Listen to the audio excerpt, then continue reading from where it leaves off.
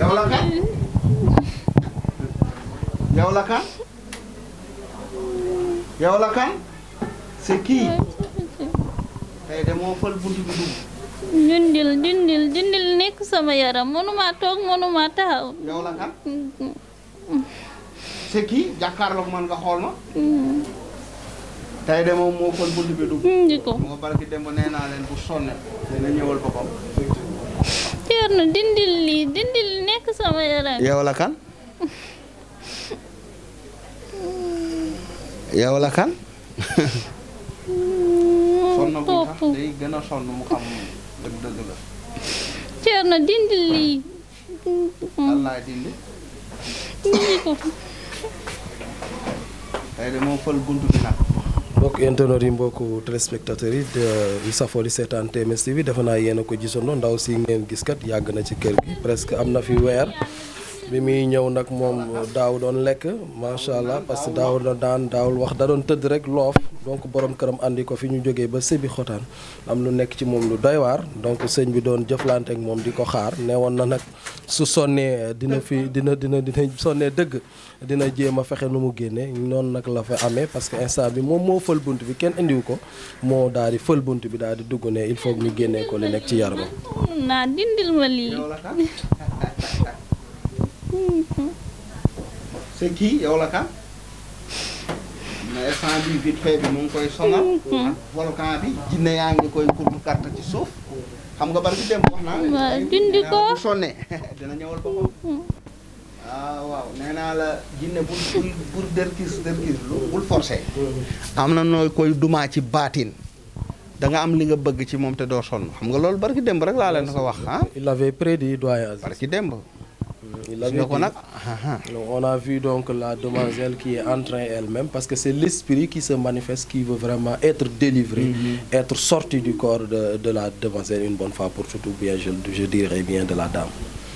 Alors donc le marabout lui demande de dire donc son nom, de se dévoiler, mais pour le moment l'esprit donc n'a pas encore dit son nom. Le marabout lui dit yow la kan, mais il dit tout simplement l'esprit Thierno, je veux vraiment que tu m'enlèves ce poids vraiment. Je suis fatigué. wax na Thierno barki démb lii laa leen waxoon nee naa la bu sonnee dinañ ko duma ci baatin dina torox ba sonn ñëwal boppam tey de moo fël buntu bi dugg waaw te man sax waaw fan yii yëpp nii lay def quoi du mun a toog du mun a tagaw mais dafa am lu dog si yaram bi di wàcc parce que su toogee day toog si wetam waaw su tëddee day tëdd si wetam du mun a tëdd du mun a toog du mun a tagaw presque nii lay fanaanoo parfois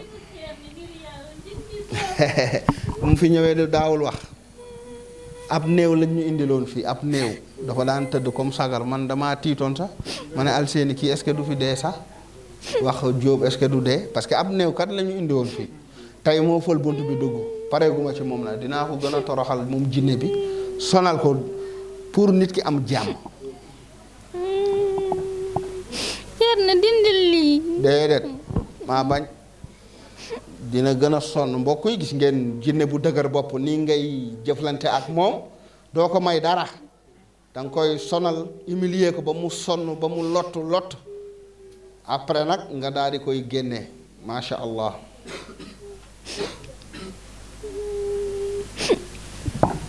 xam ngeen ne ñoo ngi koy jox vite fait bi ak volcan bi xam nga ne loolu day lakk jinne bi actuellement jinne bi moo amul jàmm mënul toog mënul taxaw waaw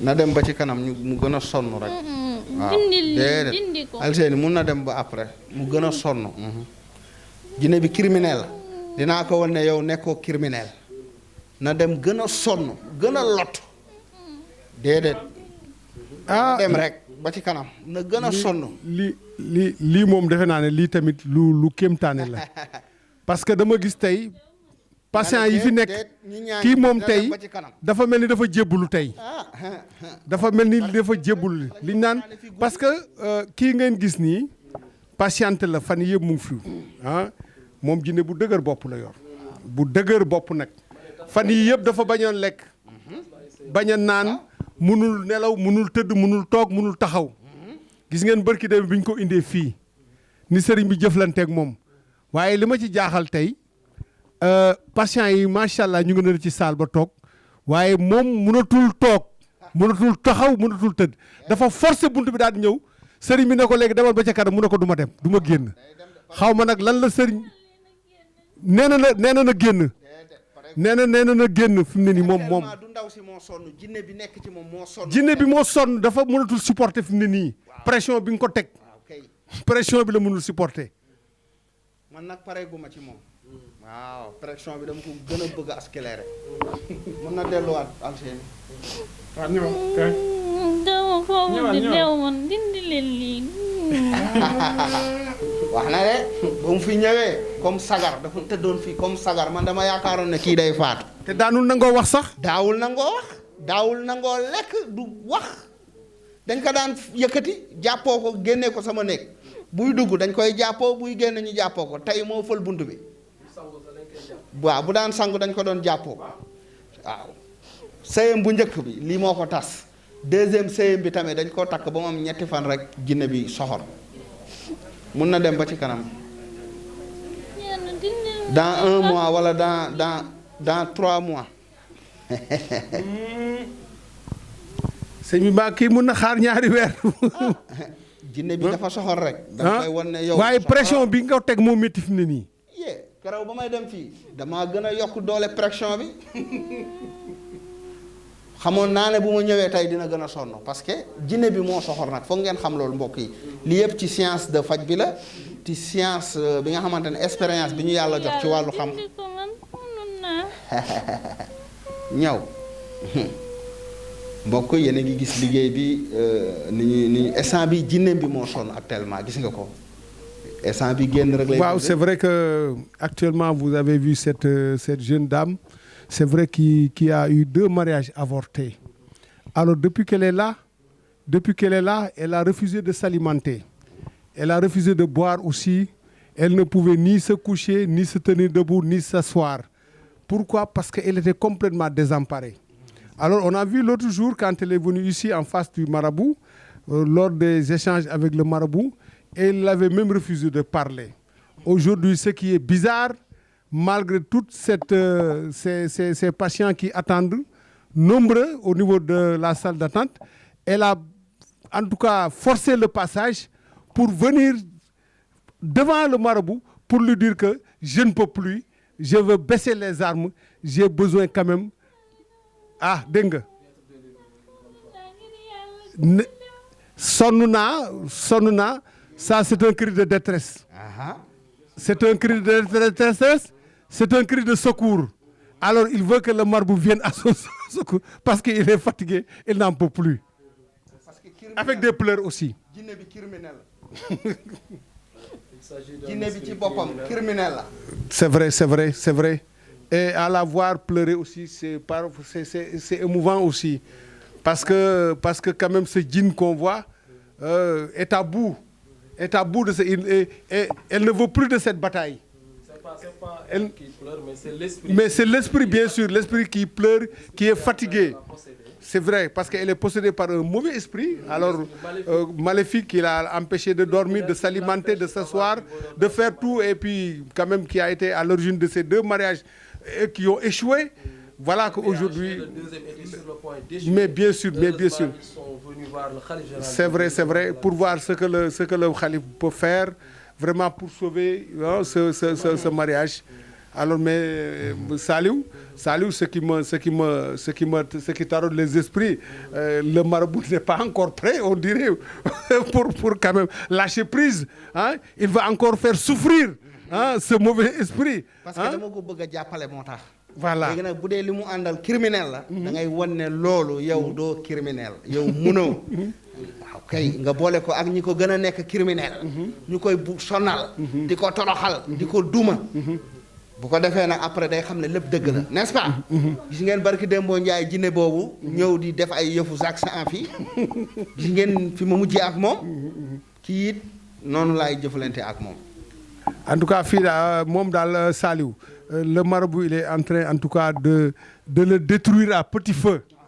De le détruire à petit feu. Alors mais lui quand même il veut accélérer la cadence comme on a l'habitude de le dire quand même pour être définitivement vraiment se mettre à genoux, hein, et en tout cas abandonner cette bataille dont il a déjà perdu. Franchement tey mooy image bu émouvant la Saliou. C'est ça, c'est une image donc une image du moins je dirais très très émouvante comme vous l'avez dit doyen Aziz. Donc vous voyez donc cette demoiselle comme vous l'avez si bien expliqué donc qui est venue donc aujourd'hui ici voir Thierno Moule Sow parce que c'est l'esprit en elle qui parle donc un esprit fatigué, un esprit maléfique, un esprit vraiment qui n'est pas du tout bon, un esprit criminel qui a voulu tout simplement détruire son mariage mais heureusement son mari a eu donc l'idée de venir voir Thierno Moule Sow, le khalife général des Djinns, sachant qu'il est le seul, donc la seule personne qui est habilitée à soigner donc les personnes qui sont possédées par des esprits. Parce que vous vous rappelez, son premier mariage a été donc un échec total. Et donc le deuxième mariage était sur le point vraiment d'échouer. Donc mais heureusement ils sont venus voir le khalife général des Djinns, le roi de la médecine traditionnelle, qui a eu à travailler avec donc l'esprit à distance en lui donnant du liquide vite fait et donc plein de choses. Au début, l'esprit ne voulait même pas parler, donc il voulait donc tout simplement rester ici à malmener la demoiselle. La demoiselle n'arrivait même pas à se tenir debout, elle se couchait tout le temps. Mais aujourd'hui, elle se tient debout et donc l'esprit a forcé la porte tout simplement pour que le khalife général puisse le délivrer une bonne fois pour toutes, pour qu'il soit donc tout simplement en paix. Mais le khalife général n'est pas encore prêt de lâcher prise, il veut tout simplement continuer. C'est la question qui taraude les esprits. C'est ça. Pourquoi le khalife ne peut pas mettre fin à cette bataille? Alors moi je ne comprends pas encore parce que l'adversaire en face quand même est en train de se mettre à genoux. L'adversaire en face ne veut plus de cette bataille. Alors je me demande pourquoi le marabout veut retarder en tout cas la victoire qu'il a déjà obtenue. Mais il l'a dit en wolof, il veut tout simplement aider donc cette demoiselle une bonne fois pour toutes. C'est pourquoi il veut malmener l'esprit jusqu'au bout, jusqu'à ce que quand il sorte l'esprit du corps de la demoiselle, il n'aura plus à revenir. Parce que ce sont des esprits qui sont un peu vraiment des faux types. Voilà, têtus. Donc il y a des esprits, des fois tu les fais sortir, ils essayent de revenir. Mais si tu le malmènes jusqu'au bout, quand tu le fais sortir, il ne va plus revenir. Donc c'est ce qui se passe actuellement. That's what is happening, ladies and gents, dear followers of TMS TV. Welcome to your favorite channel. We are with the Khalif General of the Djinns. You can see this very lady crying on my side because she's just possessed by a spirit, a very, very, very bad spirit, an evil spirit. And this very spirit was just doing, bad things to this very lady, even destroyed her first marriage. But right now, the Khalif General of the Djinns was working with that very spirit, giving him, the liquid vitfe and then, the volcan journey. Right now, the spirit is ready to get out from the body of this very lady. But the Khalif General of the Djinns is saying, no, I wait a little bit because I want to help this person. I just let the spirit be so tired. And when I get him out from the body of this very lady, he won't come back from that body. That's what is happening right now. I give you the floor, Doyen Aziz. mais ku jaaxle xam nga aussi kan jaaxle na muy Alseyni nga xam ne moo yor entrée yi mooy dugal nit ñi Alseyni mi nga xam ne moo yor entrée taxaw ni xam naa tey moom lii moom faralul lu mu koy bëri di ko gis parce que koo xam ne nii xaarul ñu woo ko xaarul numéro xaarul daraam dafa ñëw romb sécurité bi romb Alseyni ñëw jubal ci sëriñ bi vraiment lii moom defe naa ne Alseyni bu ko gis tamit bariwul waaw donc dégg nga ko lu muy wax noonu mu ngi wax waaw nee na du génn xaw ma nag léegi nag moom lii moom lan moo ci pexe sëriñ bi parce que génnal mu ne du génn ndey ah. ngir yàlla lii na bàyyi mënuma toog lii. Vous avez entendu qu'il me lâche. Je ne peux pas dormir, je ne peux pas me lever, je ne peux pas m'asseoir, je ne peux pas me coucher, je ne peux pas m'alimenter. De grâce que tu me lâches. Defe naa ne ça aussi vraiment c'est des paroles très très fortes, très poignantes aussi. Moustapha, pour une jeune dame qui a l'avenir devant elle, pour une jeune dame qui porte quand même l'espoir de toute une famille, qui est là en train de pleurer, qui est de sangloter. Mais c'est pas elle comme tu l'as dit, parce que ce qu'elle est en train de faire est plus fort qu'elle. Et aujourd'hui, c'est un adversaire que le marabout veut définitivement éliminer. C'est pourquoi elle a demandé à la dame d'aller là-bas, le djinn, d'aller là-bas encore et d'attendre le temps que, quand même, qu'il puisse sonner définitivement le sort de ce mauvais esprit. C'est ça. Alors donc je pense que mbokku internautes yi mbokku téléspectateurs yi dañuy delloo xalif bi le xalif général des Djinns Thierno Moule Sow le roi de la médecine traditionnelle ñu delloo ko kàddu gi rek mu am benn analyse bu ndaw bu mu def ci loolu balaa ñuy tëj. waaw actuellement macha allah jinne bi sonn na moom jinne bi ci boppam dafa sonn parce que dañ ko yeew di ko duma di ko sonal xam ngeen ne vite fait bi tamit da koy sonal da koy lakk en même temps tamit volcan bi mu ne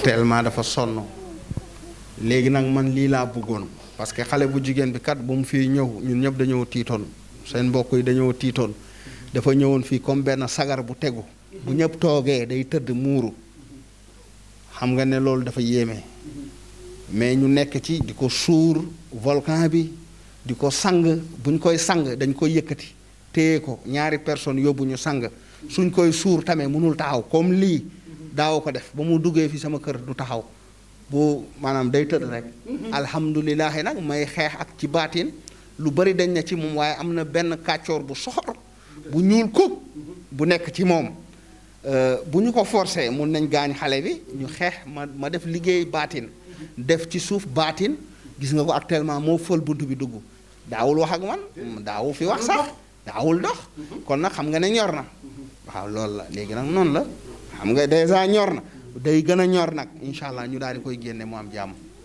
alors donc mbokku internautes yi mbokku téléspectateurs lépp ci liggéey bi la rek donc defe naa noonu ngeen ko déggee xalif général des Djinns expliqué na li waral mu ne na xaar donc lépp ci liggéey bi la bëgg rek donc jàppale ndaw si donc defe naa ñu xaar tuuti ñu ñëwaat ak yéen ci yeneen mbir ci yeneen reportage donc li koy génnee fi mu ne nii donc dinañ fexe naxtaan ak moom doyen Aziz ba génnee ko donc bu boobaa xalif général des Djinns xaar ba mbir mi gën a ñor ba période bi mu ko soobee mu daal di koy génnee une bonne fois pour toutes. moom koy dafa mel ni fi ni déggoo mu ne ci biir waxam sax mu ngi wax ne def ni dama koy togg te defe naa ne ñoragul pour mu yekk ko. ñor na sax. ñoroon na da nga koy bàyyi ba mu doore.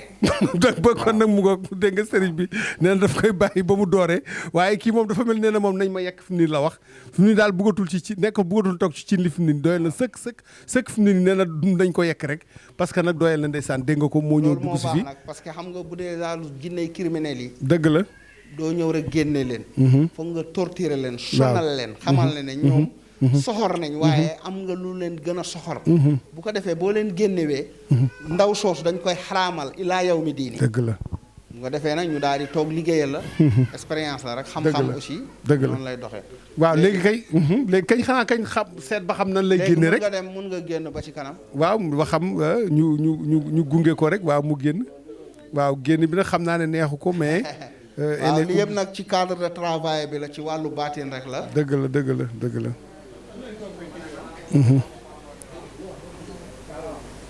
toog leen ko.